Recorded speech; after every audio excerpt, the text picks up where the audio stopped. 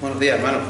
Hace unas semanas estuvimos tratando el Evangelio según San Juan, el capítulo 17, y vimos una panorámica general de aquella larga oración, la oración más larga registrada en los Evangelios. Y vimos que era una oración intercesora, una oración de esperanza.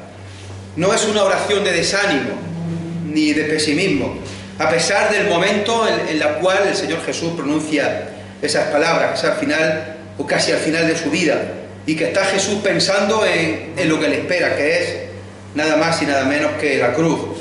Pero también vimos que es una oración de guerra, de batalla, de pelea entre el mundo y los cristianos.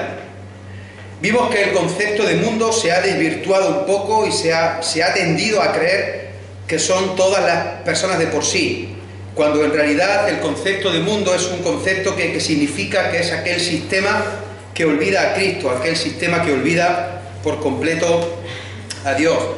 Y la oración muestra que los cristianos estamos en el mundo. No somos del mundo, pero estamos en el mundo. Y vimos que hay una lucha entre los valores del mundo y los valores del reino que defendemos nosotros. Os invito a ir de nuevo a este hermoso capítulo de Juan 17. Lo vamos a leer entero, si bien hoy vamos a tratar solamente los 8 primeros versículos. Juan capítulo 17, comienza así en el versículo 1. Estas cosas habló Jesús y levantando los ojos al cielo, dijo: Padre, la hora ha llegado. Glorifica a tu Hijo para que también tu Hijo te glorifique a ti. Como le has dado potestad sobre toda carne, para que dé vida eterna a todos los que le diste. Y esta es la vida eterna, que te conozcan a ti, el único Dios verdadero, y a Jesucristo, a quien has enviado. Yo te he glorificado en la tierra, he acabado la obra que me diste que hiciese. Ahora pues, Padre, glorifícame tú al lado tuyo, con aquella gloria que tuve contigo antes que el mundo fuese. He manifestado tu nombre a los hombres que del mundo me diste. Tuyos eran y me los diste, y han guardado tu palabra. Ahora han conocido que todas las cosas que me has dado proceden de ti, porque las palabras que me diste les he dado, y ellos las recibieron, y han conocido verdaderamente que salí de ti, y han creído que tú me enviaste. Yo ruego por ellos, no ruego por el mundo, sino por los que me diste, porque tuyos son, y todo lo mío es tuyo, y todo lo tuyo mío, y he sido glorificado en ellos. Y ya no estoy en el mundo, mas estos están en el mundo, y yo voy a ti. Padre Santo, a los que me has dado, guárdalos en tu nombre, para que sean uno, así como nosotros. Cuando estaba con ellos en el mundo, yo los guardaba en tu nombre. A los que me diste, yo los guardé. Y ninguno de ellos se perdió, sino el hijo de perdición, para que la Escritura se cumpliese. Pero ahora voy a ti, y hablo esto en el mundo, para que tengan mi gozo cumplido en sí mismo. Yo les he dado tu palabra, y el mundo los aborreció, porque no son del mundo, como tampoco yo soy del mundo. No ruego que los quites del mundo, sino que los guardes del mal. No son del mundo, como tampoco yo soy del mundo. Santifícalos en tu verdad. Tu palabra es verdad. Como tú me enviaste al mundo, así yo los he enviado al mundo. Y por ellos yo me santifico a mí mismo, para que también ellos sean santificados en la verdad. Mas no ruego solamente por estos, sino también por los que han de creer en mí por la palabra de ellos, para que todos sean uno como tú, oh Padre, en mí y yo en ti, que también ellos sean uno en nosotros. Para que el mundo crea que tú me enviaste. La gloria que me diste, yo les he dado, para que sean uno, así como nosotros somos uno. Yo en ellos y tú en mí, para que sean perfectos en unidad, para que el mundo conozca que tú me enviaste y que los has amado, a ellos como también a mí me has amado. Padre, aquellos que me has dado, quiero que donde yo estoy también ellos estén conmigo, para que vean mi gloria que me has dado, porque me has amado desde antes de la fundación del mundo. Padre justo, el mundo no te ha conocido, pero yo te he conocido. Y estos han conocido que tú me enviaste. Y les he dado a conocer tu nombre. y lo daré a conocer aún, para que el amor con que me has amado esté en ellos y yo en ellos. Este capítulo siempre se ha dividido, se puede dividir fácilmente en tres partes claramente diferenciadas. La primera parte, los primeros 5 versículos, en los cuales Jesús ora por él mismo. En segundo lugar, versículos 6 al 19, Jesús ora por su discípulo. Y en tercer lugar, versículos 20 al 26, Jesús ora por los creyentes de todos los tiempos, los que han de venir. Nosotros vamos a ver hoy 3 puntos correspondientes a los 8 primeros versículos. Quiero compartir con vosotros hoy 3 puntos. En primer lugar, vamos a ver que Jesús es glorificado. En segundo lugar, Jesús es la vida eterna. Y en tercer lugar, Jesús es misericordioso y fiel con lo suyo. Así pues, en primer lugar, Jesús es glorificado, versículos 1, versículo 4 y versículo 5. Dice el versículo 1, estas cosas habló Jesús y levantando los ojos al cielo dijo, Padre, la hora ha llegado, glorifica a tu Hijo para que también tu Hijo te glorifique a ti. Versículo 4, yo te he glorificado en la tierra, he acabado la obra que me diste que hiciese. Y versículo 5, ahora pues Padre, glorifícame tú al lado tuyo, con aquella gloria que tuve contigo antes que el mundo fuese. Comienza este hermoso capítulo diciendo en el versículo 1, estas cosas habló Jesús y levantando los ojos al cielo dijo. Oraciones en las Escrituras hay muchas y preciosas, hay oraciones de Abraham, de Moisés, de David, de Elías, etc. Pero aquí el que está diciendo esta oración, el que está diciendo estas palabras, es el propio Señor Jesús. Es el Hijo, es la segunda persona de la Trinidad, la que se está dirigiendo al Padre, la primera persona. Y es una oración realmente preciosa, realmente hermosa. Dice que el Señor Jesús levantando los ojos al cielo. Nosotros cuando oramos, en vez de levantar los ojos, solemos inclinar nuestras cabezas. Lo hacemos al revés, nos postramos en oración y inclinamos las cabezas y cerramos los ojos. Hay gente que ora con los ojos abiertos, nosotros solemos cerrarlo. Y mientras escribía esto el otro día me venía a la mente un hermano ya fallecido que siempre oraba con los ojos abiertos y nos llamaba la atención a los niños. Cuando teníamos poca edad nos llama la atención de que oraba con los ojos abiertos. Un hombre muy querido, un hombre de mucha fe, un hombre que seguro que todos los más antiguos sabéis de quién estoy hablando, un hombre que ya falleció y que vivía en un pueblo aquí cercano. Pero ¿cómo es la mejor manera de orar? ¿De pie o sentado? ¿Cabeza inclinada o cabeza arriba? ¿Manos levantadas o manos bajadas? ¿Ojos cerrados u ojos abiertos? ¿Orar por la mañana cuando me levanto o orar por la noche cuando me acuesto? ¿Hay ciertas palabras que tengo que decir sí o sí en la oración? ¿Hay un comienzo estipulado y hay un final? Algunos le dan mucha importancia a la posición, a estar de pie, a ojos cerrados, y quizá esto no sea lo más importante, pero tampoco es un tema que nos podamos parar demasiado. Y el caso es que Jesús, levantando los ojos al cielo, dijo, Padre, la hora ha llegado. Y esto de la hora es interesante. Cuando alguien se libra de la muerte, se suele decir, es que aún no le ha llegado la hora. Y sobre Jesús se menciona en anteriores ocasiones, como por ejemplo en Juan capítulo 2 y versículo 4, allá en la boda de Caná, cuando le dice a su madre, ¿qué tienes conmigo, mujer? Aún no ha venido mi hora. Juan 7:6 le dice a sus hermanos, mi tiempo, mi hora aún no ha llegado, mas vuestro tiempo siempre está presto. Y luego en el versículo 8, subid vosotros a la fiesta, yo no subo todavía a esta fiesta, porque mi tiempo aún no se ha cumplido. Juan 7:30, estaba Jesús enseñando en el templo, y dice que entonces procuraban prenderle, pero ninguno le echó mano, porque aún no había llegado su hora. Juan capítulo 8, versículo 20, estas palabras habló Jesús en el lugar de las ofrendas, enseñando en el templo, y nadie le prendió, porque aún no había llegado su hora. Pero ya todo cambia y en Juan 12, 23, hablando Jesús dijo: ha llegado la hora. Ha llegado la hora para que el Hijo del Hombre sea glorificado.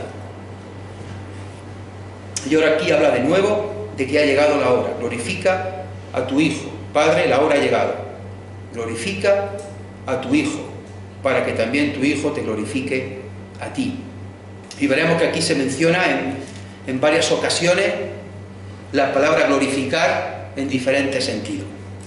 Aquí Jesús está diciendo que ha llegado ya la hora de la cruz, donde el Hijo va a ser glorificado, que es la culminación de su obra aquí en la tierra. Sigue diciendo el versículo 4: yo te he glorificado en la tierra, he acabado la obra que me diste que hiciese. Hermanos, el trabajo acababa en la cruz del Calvario, dando su vida por cada uno de nosotros. En la cruz se ve lo máximo del amor de Dios, un amor no solo de palabras, sino de hecho, pues el que está muriendo es el mismo Hijo de Dios. Y es que, siendo el Hijo de Dios el que va a morir por nosotros, nos está indicando que el amor de Dios es ilimitado, es llevado al extremo. Por eso siempre repetimos tanto: porque de tal manera amó Dios al mundo. Y es cierto que, como ha orado el hermano en su oración, la cruz no es el final. Nosotros no creemos en un Dios muerto, no creemos en un Dios derrotado, sino que nuestra esperanza está en un Dios resucitado, que venció a la muerte, venció al pecado, como también veremos después. Jesús culminó su obra, su trabajo en la cruz del Calvario, murió por cada uno de nosotros, llevando el amor de Dios en aquella cruz. La cruz fue su gloria, porque acabó con el encargo del Padre. Y es que, hermano, ya con el sacrificio de Cristo en la cruz del Calvario, nadie, absolutamente nadie, puede poner en duda el amor de Dios hacia nosotros. ¿Cómo glorificó Jesús a Dios? Obedeciéndolo hasta el máximo, yendo a la cruz de manera voluntaria y cumpliendo con lo que tenía que hacer. Repetimos, la cruz no fue el final. Cristo no fue derrotado allí, sino que resucitó al tercer día, victorioso sobre la muerte, sobre el pecado, y está sentado a la diestra del Padre. Es como si con la cruz Dios dijera: esto es lo que la humanidad hizo a mi Hijo. Y con la resurrección es como si Dios dijera: esto es lo que yo hago con mi Hijo. Versículo 5. Ahora pues, Padre, glorifícame tú al lado tuyo, con aquella gloria que tuve contigo antes que el mundo fuese. Ahora pues, Padre, glorifícame tú al lado tuyo. Jesús está pidiendo al Padre volver al lugar que le corresponde, un lugar de honor y de autoridad. Y así fue. Así lo vio, por ejemplo, Esteban cuando estaba siendo martirizado. En Hechos 7, 55, 56 dice: pero Esteban, lleno del Espíritu Santo, puestos los ojos en el cielo, vio la gloria de Dios y a Jesús que estaba a la diestra de Dios. Y dijo: he aquí, veo los cielos abiertos y al Hijo del Hombre que está a la diestra de Dios. El apóstol Juan, ya mayor, allí exiliado en la isla de Patmos, tiene aquella visión y escribe el libro de Apocalipsis. Y cuando se le aparece a Jesús de forma extraordinaria y poderosa, dice en Apocalipsis 1, 17 y 18: cuando le vi, caí como muerto a sus pies. Y él puso su diestra sobre mí, diciéndome: no temas, yo soy el primero y el último, y el que vivo, y estuve muerto. Mas he aquí que vivo por los siglos de los siglos. Amén. ¿Qué vería un hombre tan experimentado como Juan, que cayó al suelo muerto de miedo? Y aunque nos salgamos de los primeros 8 versículos que estamos viendo hoy, mirad también el versículo 10. Todo lo mío es tuyo y todo lo tuyo es mío, y he sido glorificado en ellos. Hermanos, Jesús está presente en el mundo a través de nosotros, los cristianos, los que seguimos a Cristo, los que llevamos el reino de Dios y sus valores en este mundo. Nuestra vida revela el carácter y la presencia de Cristo. Nuestra Iglesia revela el carácter y la presencia de Cristo. He sido glorificado en ellos. También el versículo 22, la gloria que me diste, yo les he dado, para que sean uno, así como nosotros somos uno. Esa gloria en nosotros tiene un propósito, y es que seamos uno. El gran deseo de Cristo es que sus discípulos sean uno, tal y como Él y el Padre son uno. Y ser uno, hermanos, para mostrar el amor de Dios.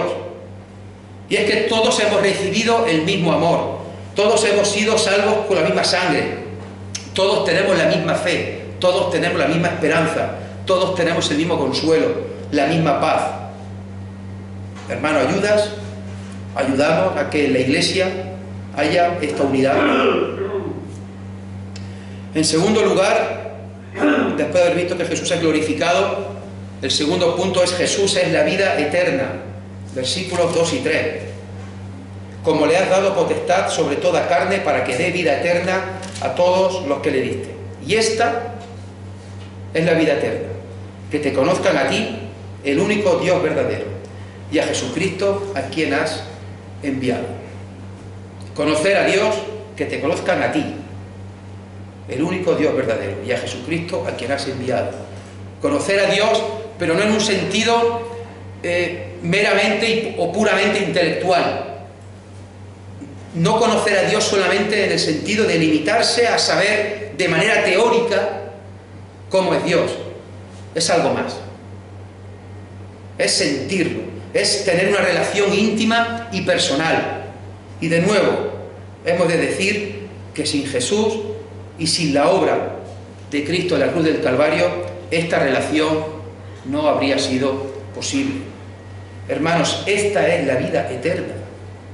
Esta es la vida. Y todavía hay muchos hoy día pensando que la vida consiste en disfrutar el momento, en disfrutar el presente, en ser felices, en tener un buen trabajo, tener dinero, tener comodidad, una buena casa, un buen coche, tener muchas posesiones. En definitiva, mucha gente cree todavía que la vida consiste en tener cosas en este mundo. Y resulta que la vida eterna es que te conozcan a ti, el único Dios verdadero, y a Jesucristo, a quien has enviado. No se puede separar a Dios de la vida eterna. No se puede obtener la vida eterna por uno mismo, por sus buenas obras, por lo bueno que uno pueda ser, por los méritos que tenga. Ni siquiera se obtiene la vida eterna con ritos, con tradiciones, con costumbres, con ceremonias. La vida eterna es un regalo que Dios nos hace. Y no se puede obtener la vida eterna, la salvación, si no es pasando por la cruz de Cristo. Si no es creyendo en Jesús, en la obra que Dios hizo a través de la entrega de su Hijo. Y la vida eterna, hermanos, no empieza cuando muramos. La vida eterna no empieza cuando vayamos a la presencia de Dios. Hermanos, la vida eterna ha comenzado en el momento que hemos conocido a Cristo, en el momento que hemos aceptado a Jesús como Señor y como Salvador de nuestras vidas. Esta es la vida eterna, que te conozcan a ti y a Jesucristo, a quien has enviado. Hermanos, ya estamos disfrutando de la vida eterna aquí en la tierra, porque ya hemos conocido a Dios y a Jesucristo. Cierto que nos espera un lugar mejor, pero aquí estamos en la tierra, aquí y ahora estamos en el mundo. La vida eterna no es solo un concepto de eternidad en el tiempo, no es solo un concepto de inmortalidad, de vivir para siempre, de engañar a la muerte, como muchas veces vemos en muchas películas de personas que están buscando el secreto de la vida eterna, el secreto de la inmortalidad, el poder vivir para siempre. De hecho, la muerte es algo que obsesiona al ser humano, sobre todo aquellos que piensan que después no hay nada. Y el ser humano se afana por tratar de investigar y descubrir tratamientos, medicinas para vivir más tiempo, para intentar alargar la vida, para intentar incluso acabar con la muerte. Pero nosotros creemos, hermanos, porque así lo dice la palabra de Dios, que la vida eterna es algo más que la simple inmortalidad. Eso sería algo simple. La vida eterna es algo más, pues es estar con Dios para siempre. La vida eterna, por tanto, no es algo cuantitativo, no es algo de tiempo, no es algo que se pueda cuantificar, además que es cualitativo, porque es estar con Dios para siempre. Es conocer a Dios, como decíamos antes, es vivir a Dios, es sentir a Dios, y es algo que será por siempre, por toda la eternidad. En tercer lugar, hemos visto Jesús es glorificado, Jesús es la vida eterna, Jesús es misericordioso y fiel con lo suyo. Versículos 6, 7 y 8. He manifestado tu nombre a los hombres, que del mundo me diste. Tuyos eran y me los diste, y han guardado tu palabra. Ahora han conocido que todas las cosas que me has dado proceden de ti, porque las palabras que me diste les he dado, y ellos las recibieron, y han conocido verdaderamente que salí de ti, y han creído que tú me enviaste. Comienza diciendo el versículo 6, he manifestado tu nombre a los hombres que del mundo me diste. He manifestado tu nombre. Y esto del nombre es muy interesante, porque los judíos no pronunciaban nunca el nombre de Jehová. No, sabéis, los que sabéis un poco de historia y sabéis un poco del idioma del hebreo, ellos no utilizaban vocales. Y para escribir este nombre de Jehová usaban las 4 consonantes Y, H, W, H, que corresponden al nombre de Yahvé. Es lo que se denomina el tetragramato. Y era algo tan sagrado para ellos que solo una vez al año, solamente una persona y solamente en un lugar, el lugar santísimo, el sumo sacerdote lo podía nombrar allí. En su lugar, los judíos, en vez de utilizar el nombre de Jehová, de Yahvé, ese nombre impronunciable, utilizaban el nombre de Adonai, que significa el Señor. De ahí, que, por ejemplo, a modo de curiosidad, la versión de las Américas no dice nunca Jehová en el Antiguo Testamento, sino que dice el Señor. No dice en el Salmo 23, Jehová es mi pastor, sino que traduce el Señor es mi pastor. Pero lo que quiero deciros, hermanos, es que en tiempos de Jesús era tan sagrado el nombre de Dios, era tan sagrado el nombre de Jehová, que los judíos normales y devotos jamás se les ocurriría pronunciarlo. Y Jesús está diciendo que yo les he enseñado tu nombre. Y que ese nombre lo pueden pronunciar gracias a lo que yo he hecho, a lo que yo voy a hacer en la cruz del Calvario. Que ese Dios que parecía antes estar tan lejos que incluso no se le podía nombrar, ahora es un Dios cercano, y cualquier persona, la más sencilla, la más pobre, la más necesitada, la más oprimida, la más inculta, puede acercarse libremente a Dios y hablarle y nombrarle con total libertad. Y además se le puede llamar Padre. Jesús vino también al mundo para dar su vida, ¿cierto? Para servir, ¿cierto? Pero también vino para dar a conocer al Padre. Dar a conocer a Dios tal y como es, no tal y como habían hecho creer que era. Un Dios cercano, que hasta la persona más humilde puede nombrar y decir lo que antes era imposible. Llamarle mi Dios, mi Padre. Sigue diciendo el versículo 6 y el 7, han guardado tu palabra.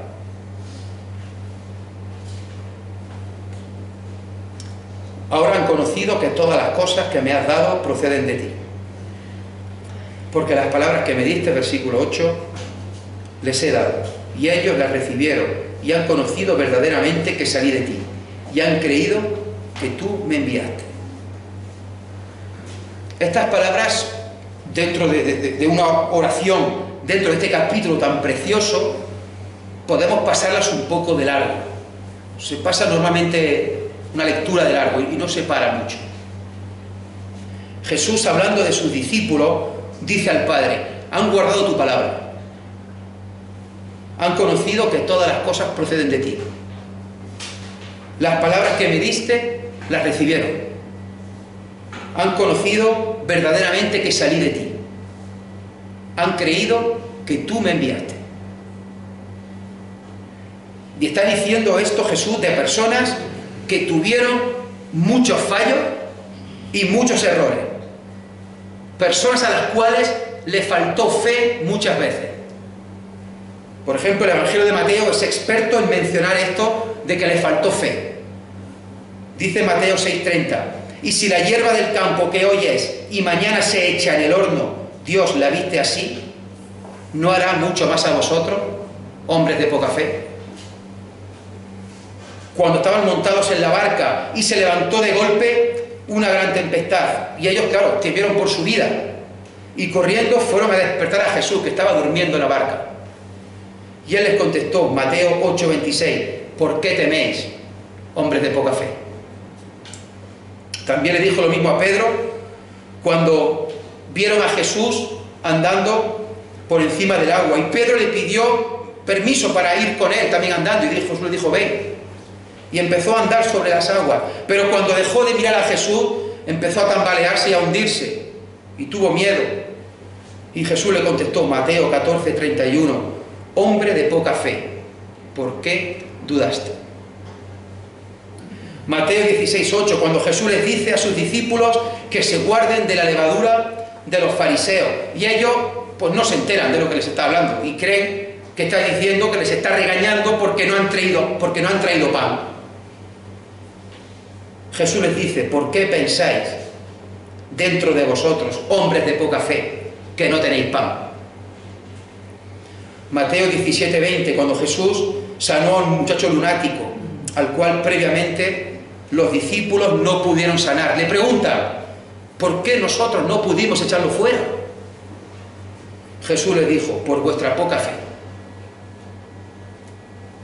Aparte de faltarle fe en estas ocasiones, en otras muchas se equivocaron.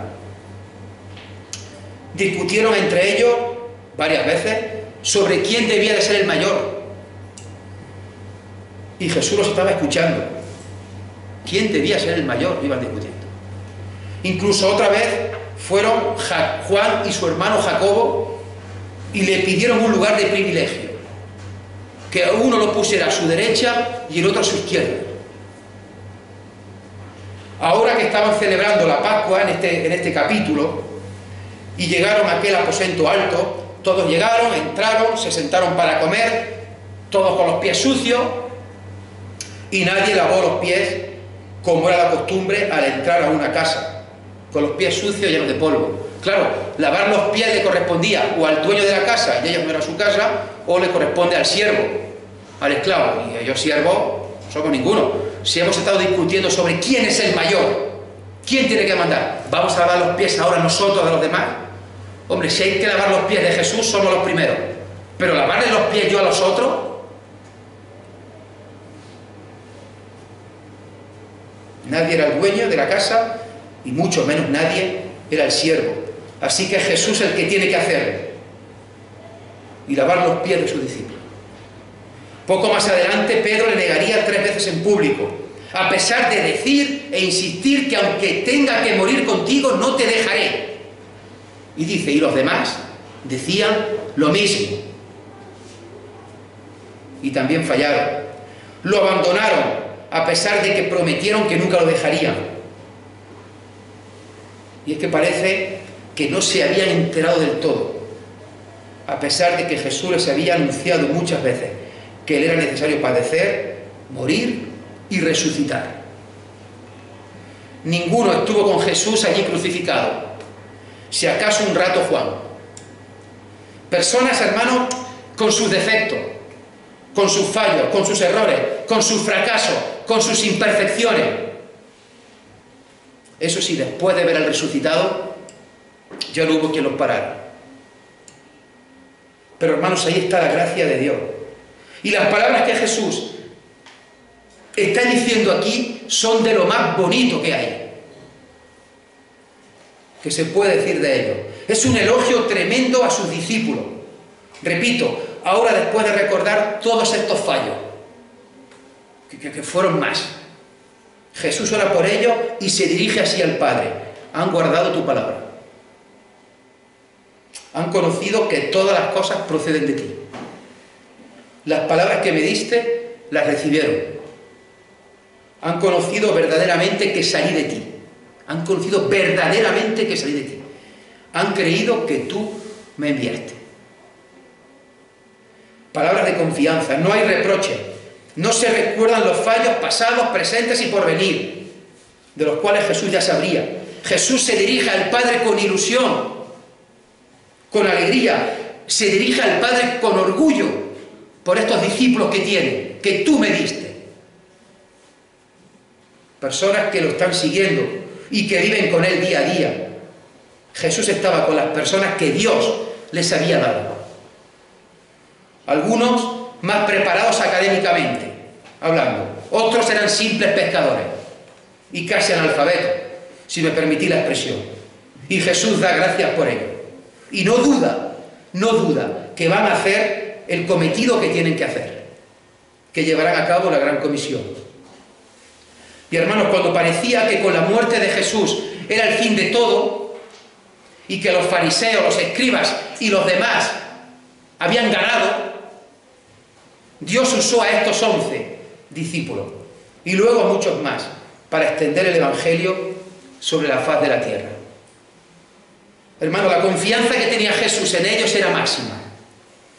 Y esto es maravilloso, que a día de hoy Jesús, Dios Padre, ponga su confianza en nosotros, ponga su confianza en ti y en mí, ponga su confianza en la Iglesia, para llevar el Evangelio y extender los valores del reino. Esos valores del reino que decíamos el otro día que no son negociables. Esos valores del reino que decíamos que no vamos a suavizar ni vamos a relativizar. Y repito, hermanos, es increíble que Dios ponga su confianza en nosotros, con nuestros fallos, con nuestros errores, con nuestras imperfecciones, como tenían estos discípulos. Nosotros, asimismo, hermanos, debemos tener, por tanto, confianza en Dios y tener confianza en su Iglesia, confianza en los hermanos, a los cuales podemos acudir, compartir, consolar, ayudar. Hermanos, y no olvidemos una cosa que puede parecer evidente, pero a veces confundimos, y es que nosotros no somos Cristo. Yo no soy Cristo. Yo no soy perfecto como Cristo, sino que yo tengo errores y fallos como los discípulos. A veces fracasamos porque nos falta fe, como hemos visto de estos discípulos. Necesitamos del Señor. Necesitamos que Dios nos aumente la fe. Necesitamos crecer cada día más estudiando la palabra de Dios. Necesitamos oración. Necesitamos humildad. No pelearnos como aquellos sobre quién iba a ser el mayor, sobre quién es el más importante, sobre quién manda, sobre quién predica mejor, sobre quién tiene que tener más o menos ministerio, o quién tiene que hacer más o menos cosas. Si entramos en esas discusiones, no estamos actuando bien. Necesitamos de Cristo. Separados de mí, nada podéis hacer. Y es curioso, hermanos, que muchas veces, cuando leemos los evangelios y leemos todas estas cosas de los discípulos, todos estos fallos que pudieron tener, nos solemos identificar con Jesús. Claro. Y lo hacemos desde su lugar y desde su posición. Y decimos o pensamos, ¡jo, qué mal lo hicieron! Ya les vale. Ya les vale que les diga tantas veces, hombres de poca fe. Ya les vale que dicen que van a estar con Él y lo dejan solo. Ya les vale que está ahí en la cruz y no se acerca a nadie. Y hermanos, hay que ponerse del lado de Jesús, pero precisamente como sus discípulos. Porque tenemos fallos como ellos. Algunos más evidentes, otros quizás menos evidentes. Hermanos, nos tenemos que identificar como aquel enfermo que estaba en el camino y clamaba a Jesús para que lo sanara. Nos tenemos que identificar como aquel paralítico que necesitaba la ayuda de sus amigos para que lo llevaran y Jesús lo sanara. Nos tenemos que identificar como aquel ciego Bartimeo que grita: Jesús, hijo de David, ten misericordia de mí. Identificarnos como la mujer pecadora que cae llorando rendida a los pies de Jesús y enjuaga sus pies con lágrimas y con perfume. Identificarnos como aquella mujer adúltera que Jesús no condena y le dice: vete y no peques más. Separados de mí, nada podéis hacer. Necesitamos a veces, hermanos, quitarnos el complejo de Mesías y reconocer que somos pecadores. Y reconocer que lo que somos es por la gracia de Dios, única y exclusivamente por la gracia de Dios, no porque yo sea bueno o porque tú seas bueno. Somos lo que somos por la gracia de Dios. Y hay que reconocer que seguiremos pecando, que seguiremos fallando. Lógicamente hay que evitarlo, es la medida de lo posible. No estoy diciendo, venga, como vamos a pecar igualmente. No estoy diciendo eso. Ya me entendéis a lo que me refiero. Seguiremos cayendo, yo el primero. Pero hermano, he sido salvo por su amor, por su gracia, por su misericordia. He sido salvo, soy salvo por el sacrificio de Cristo en la cruz del Calvario. No he sido salvo, ni tú eres salvo por tus obras, porque seas bueno. Porque si fuera por obra, ninguno de los que estamos aquí nos salvaría. Hermanos, aún así, con nuestro fallo, el Señor nos ve como a estos discípulos. Y sabe, el Señor sabe que guardamos su palabra. El Señor sabe que conocemos que todas las cosas vienen de Él. Y el Señor sabe que hemos creído que el Padre envió a su Hijo unigénito al mundo. Para terminar, 3 breves conclusiones sobre los 3 puntos que hemos visto. Primera conclusión sobre Jesús es glorificado. Pues basta con leer Filipenses 2:9 y siguiente. Por lo cual Dios también lo exaltó hasta lo sumo. Y le dio un nombre que es sobre todo nombre, para que en el nombre de Jesús se doble toda rodilla, de los que están en los cielos y en la tierra y debajo de la tierra, y toda lengua confiese que Jesucristo es el Señor, para gloria de Dios Padre. Segunda conclusión, Jesús es la vida eterna. Recordamos el caso del joven rico, ¿verdad? Aquel que llega también y le pregunta a Jesús: Maestro bueno, ¿qué bien haré para tener la vida eterna? Dice: ¿por qué me llamas bueno? Ninguno hay bueno sino solo Dios. Los mandamientos conoces. Todos los he cumplido desde niño, contestó este joven. Todos los he cumplido desde niño. Una cosa te falta. Le dice Jesús: vende todo lo que tienes, dáselo a los pobres y sígueme. Y aquel joven se fue triste porque tenía muchas posesiones. Se fue triste porque le faltaba conocer a Dios de una manera genuina. Esta es la vida eterna, que te conozcan a ti, el único Dios verdadero, y a Jesucristo, a quien has enviado. Hermanos, y si alguno en esta mañana aún no ha conocido a Cristo, aún no ha conocido a Dios, todavía es tiempo aceptable. Mañana podría ser tarde. En tercer lugar, Jesús es misericordioso y fiel. Hermanos, tengamos nosotros obediencia a Dios y a su palabra. Si somos discípulos de Jesús, si somos cristianos, si somos siervos de Jesucristo, debemos obedecerle. ¿Qué somos? ¿Y en qué creemos? ¿En qué descansa nuestra fe? Nuestra fe descansa en que Jesús es el Hijo de Dios. en el sentido de que Jesús es Dios mismo. Creemos que Jesús, el creador y el sustentador de todo cuanto hay, se hizo hombre, se hizo siervo y vino al mundo a dar su vida por nosotros. Creemos que Dios Padre nos amó de tal manera que envió a su Hijo unigénito. Creemos que Dios nos quiere tanto que quiere que le llamemos Padre, porque ya es un Dios cercano, no es un Dios lejano. Creemos que la palabra de Dios es precisamente eso, la palabra de Dios, que Dios ha hablado y Dios habla a día de hoy todavía a través de su palabra, que Dios nos ha hablado y nos lo ha dejado por escrito. Y creemos, hermanos, que un día estaremos para siempre en la presencia de Dios. Que el Señor nos bendiga.